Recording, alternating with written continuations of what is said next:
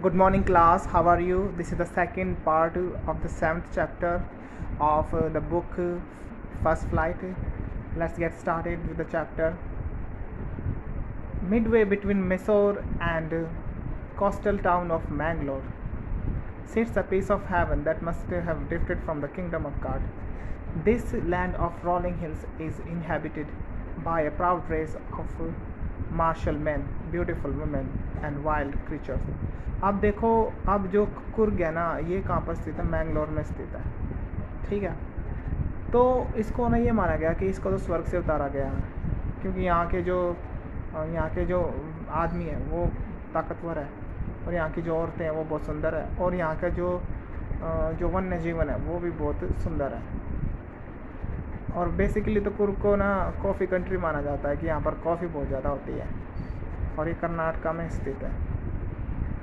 Coorg or Kodagu, the smallest district of Karnataka, is home to evergreen rainforest species and coffee plantation.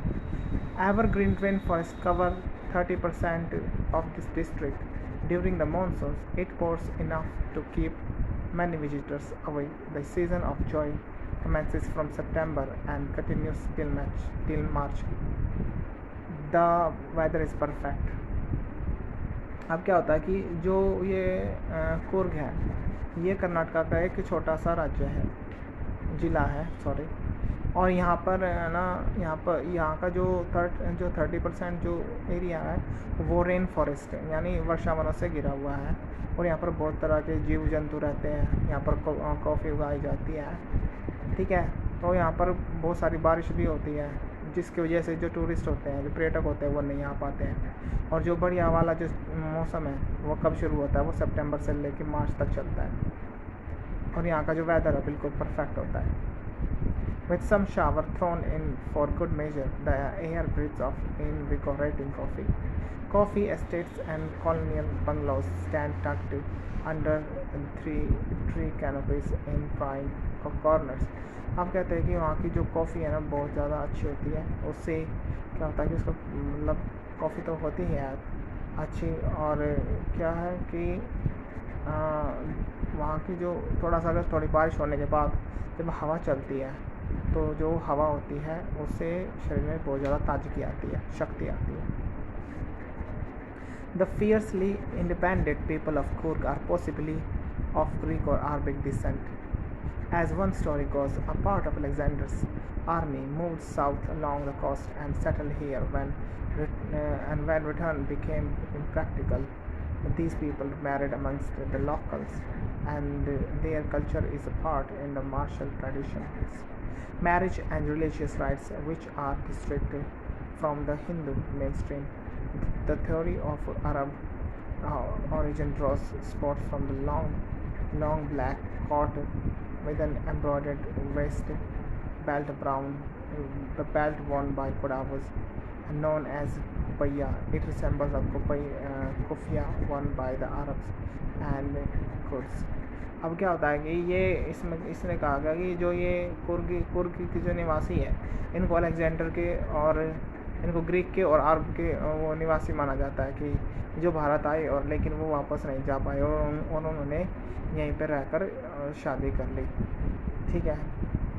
Coorg homes have tradition of hospitality, and they are more than willing to recount numerous tales of valor related to their sons and fathers.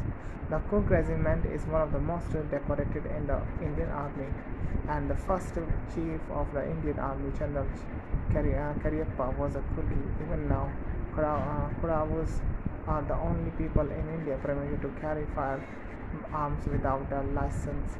अब क्या होता है कि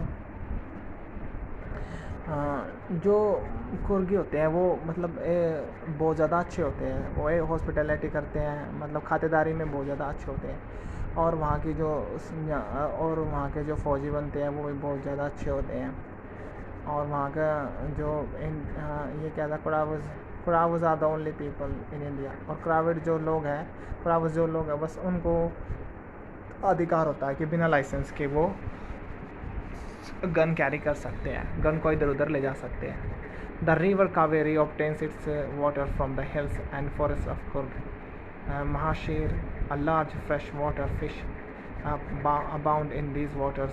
Kingfishers dive for their catch, while squirrels and langurs draw partially eaten fruit for the mischief of enjoying the splash, the ripple effect in the clear water. Elephants enjoy being bathed and scrubbed in the river by their mahavats.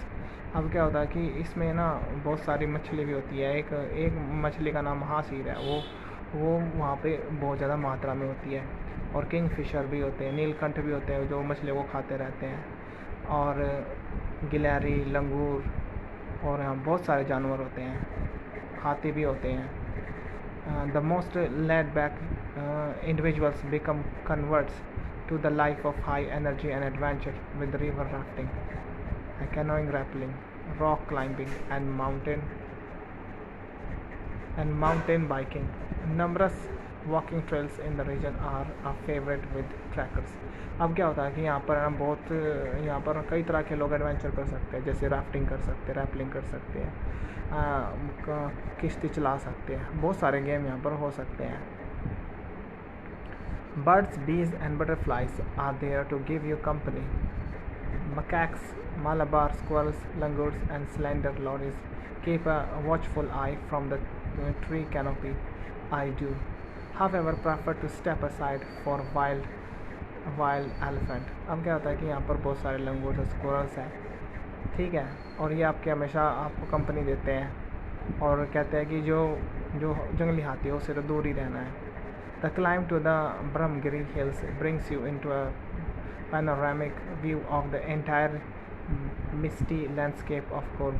A walk across the rock bridge leads to 64-acre island of Nisargadhama, running into Buddhist monks from India's largest Tibetan settlement. At nearby Bilakpur is a bonus.